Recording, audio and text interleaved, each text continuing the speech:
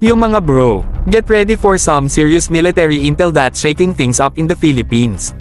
So, sit back, relax, and let's dive into the deets. Kung hindi pa ninyo narinig, sinabi ni Philippine President Ferdinand Marcos Jr. na ang bansa ay kukuha ng ating military helicopters mula sa United States. Oo, tama ang narinig ninyo. Pero heto ang catch, ang desisyon na ito ay kasunod ng pagkansela ng Pilipinas sa isang malaking deal na nagkakahalaga ng $215 million para sa pagbili ng 16 na malalaking helicopters mula sa Russia.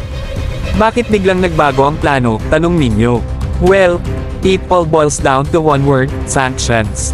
Dahil sa kamakailang pagsalakay ng Russia sa Ukraine na nagdulot ng pag-aalala sa posibleng mga sanctions, napilitang repusuhin ng Pilipinas ang ating plano sa pagbili ng military equipment. At alam ninyo na, pag may nawalang opportunity, may darating na mas maganda.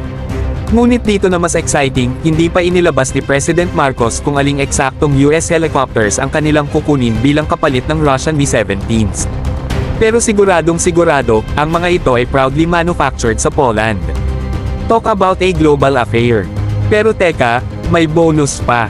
Ayon sa chismis, posibleng makakuha ang Pilipinas ng masarap na deal na halos $100 million mula sa US para pondohan ang pagpapalit ng helicopters. Oo, tama ang narinig ninyo.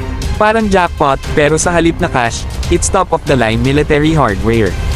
Now, that's what I call a win-win situation. So, ano na ang ibig sabihin nito para sa Pilipinas?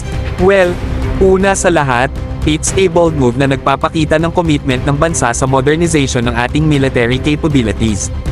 Plus, it's a testament to the strong partnership between the Philippines and the USA.